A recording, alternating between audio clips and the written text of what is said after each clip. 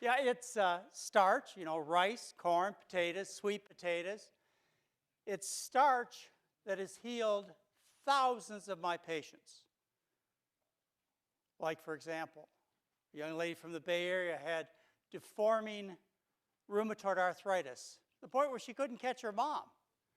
And Julia Baker decided at 17 years old she was going to change her diet. She was going to give up the cheese and the meat and the oil and switch to a diet based upon rice, corn, and potatoes.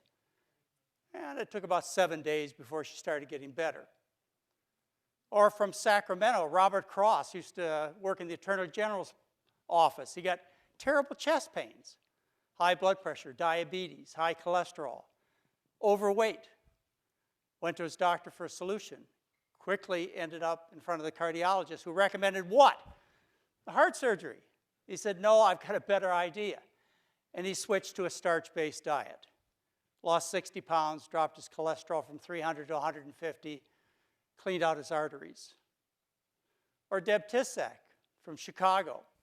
Had terrible multiple sclerosis. In fact, she fell down, stayed down for a month, couldn't get up. Her doctor told her she'd be in a wheelchair in 5 years and likely bedridden or dead in 10. She says, I'm not going to do that. So what she did is she switched to starch.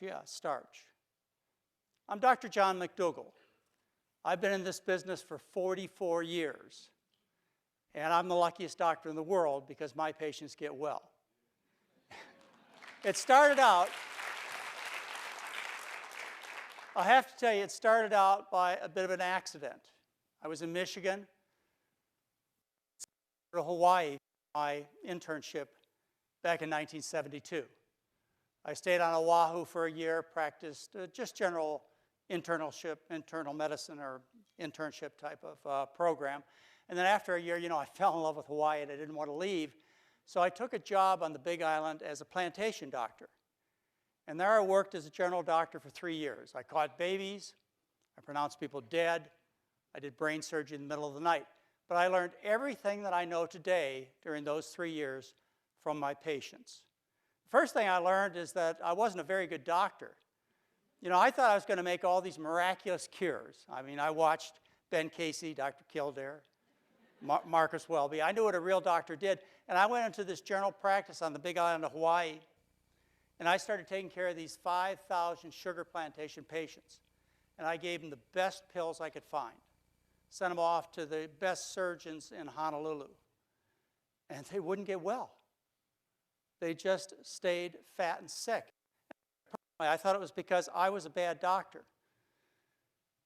I realized my limitations as a physician during those 3 years. I was humbled. The second thing that I learned from my patients, and it was a unique setting on the Big Island of Hawaii and the sugar plantation, is I learned how to eat because I was taking care of 5,000 people who ate differently.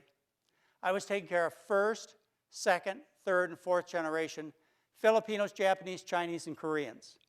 Now, my first generation, they learned about how to eat when they were little kids in their native land of the Philippines, Japan, China, Korea. They learned a diet of rice and vegetables. And then they had the fortune of moving to the Big Island to start new families, a new life.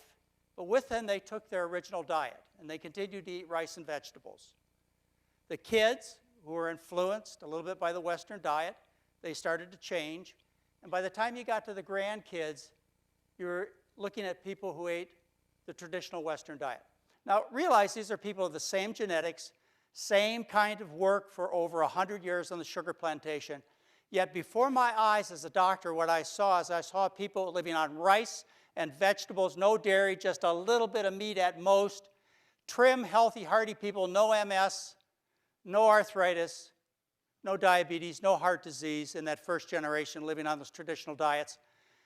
And then I watched the second generation get a little fatter and sicker as they abandoned starch.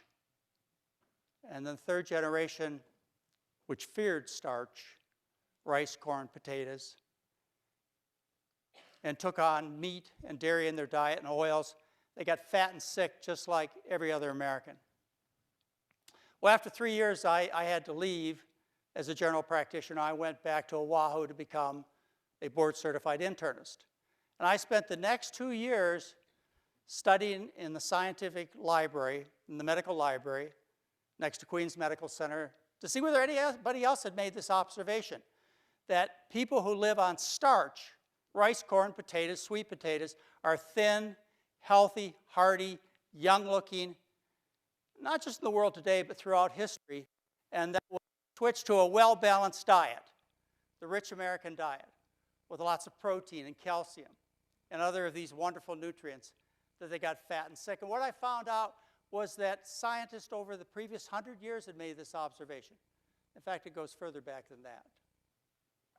That was important, because that told me right there and then that getting older didn't mean getting fat and sick. It didn't have to be that way. But as I read in the science, I discovered something else that was really profound, and I'm sure it's going to be easy for you to understand. When you stop doing things that make people sick, they get well. And so if I had figured out that eating a well-balanced diet with lots of meat and dairy made people sick, then the only next clue I needed was the idea that I could be a miracle doctor. I could fulfill what I wanted to do as a physician, which is to help other people by applying this very simple principle.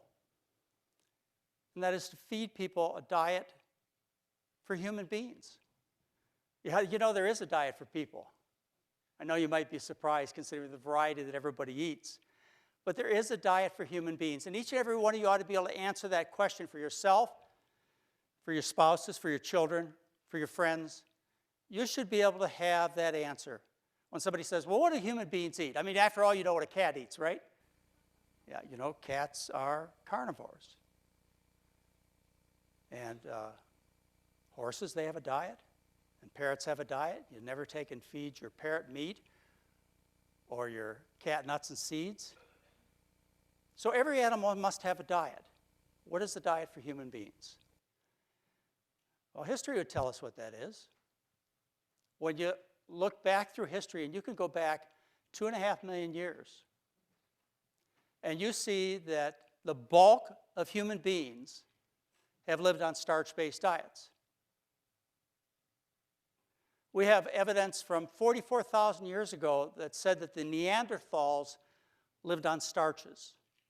And from 30,000 years ago, we have population studies in Europe that talk about people living on starch-based diets. I mean, that's pre-agriculture, so they say.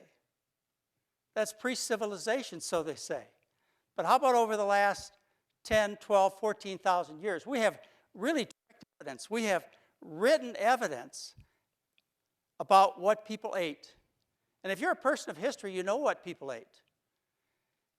Throughout human history, all large, successful populations of people have obtained the bulk of their calories from starch. I'm sure lots of examples are popping in your mind. You're thinking about the Aztecs and Mayans, the people of the corn.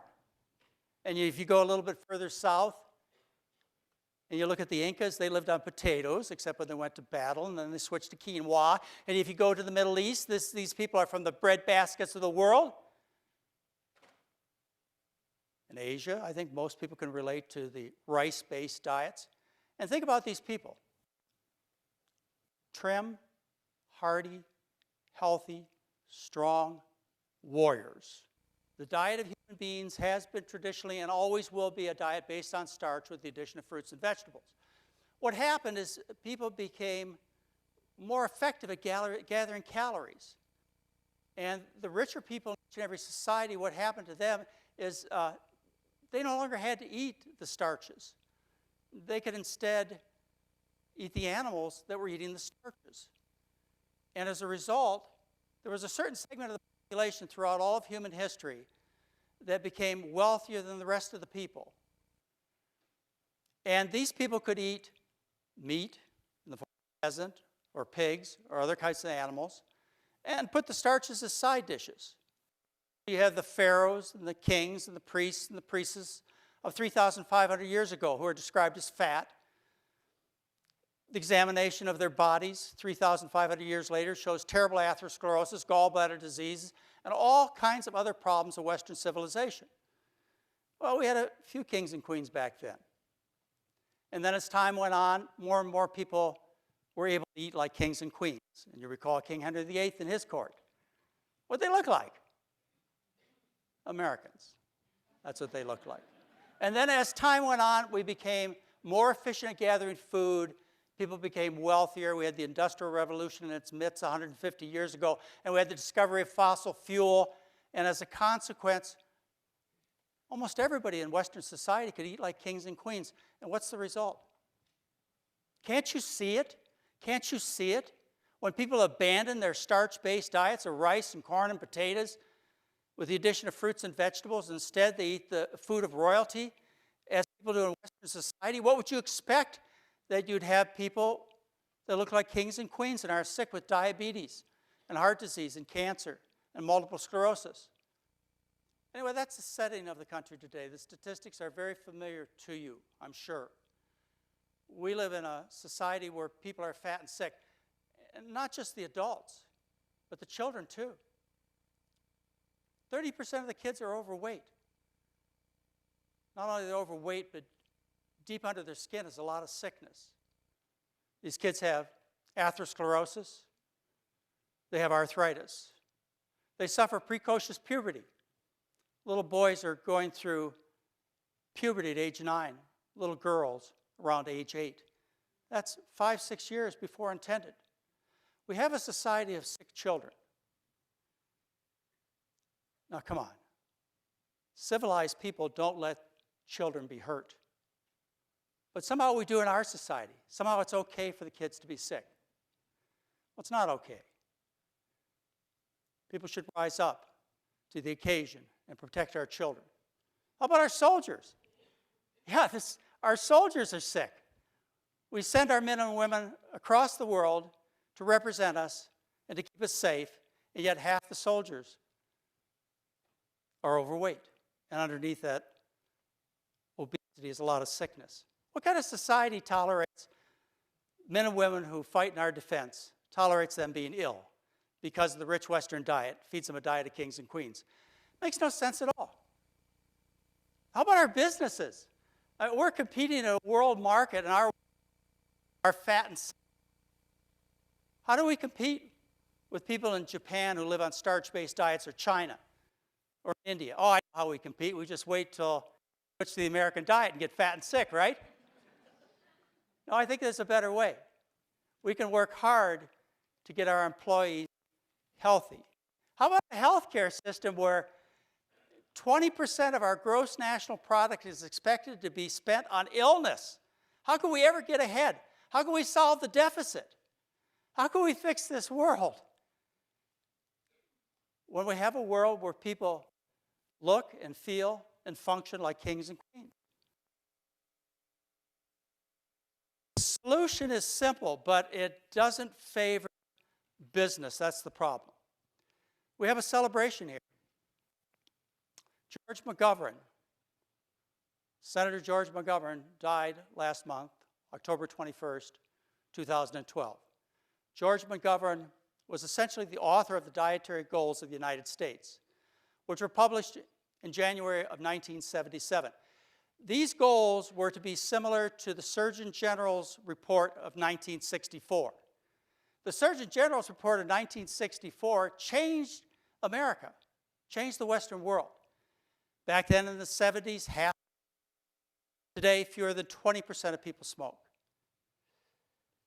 Back in the 70s, obesity was half of what it is today. Diabetes was half of what it is today. Industry has won. Americans have lost. But we have an option to change that by becoming informed about what the human being eats. The human being is a starch eater. All of you out there that are suffering, your families are suffering, and you're looking to modern medicine for a solution, stop looking. They're not going to cure dietary diseases with a pill or a surgery. You are going to fix dietary diseases by fixing the problem, which is the food. And when you fix the food, what happens is people get healthy. You as individuals, sick with various diseases, communities, countries, and the world can get healthy by making a simple change back to a starch-based diet. And I believe it will make economic sense to have a healthy country.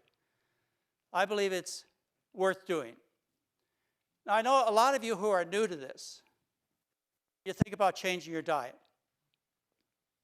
And somebody says to you, well, you have to give up meat. You have to give up dairy, your ice cream, your cheese, your chicken, your steaks. You say, I'm going to starve to death. That's like asking me to give up breathing or asking me to give up drinking water. You think it's an impossible task. That's because you've been faced with a serious untruth about starches. You love starch. I know you do. When I mention rice and beans, you have a very positive reaction. If I mention pasta, you say, well, that's comfort food. Potatoes, I was raised in the Midwest. If it wasn't for mashed potatoes, I wouldn't be here today. So when somebody says you must give up meat and dairy, and they fail to finish the sentence, what you need to do instead is you need to live on starch, on oatmeal for breakfast, hash brown potatoes. For lunch, you need to have bean soup, pea soup, lentil soup. For dinner, you have bean burritos, pasta marinara sauce, mushu vegetables, and rice. You say, I can do that.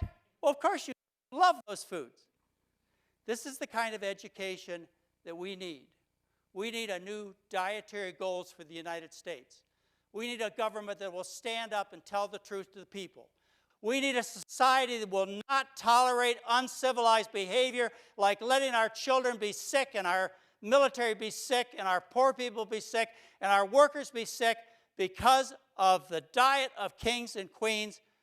And once we know that, we can change it, can't we? We can make a difference. Thank you very much.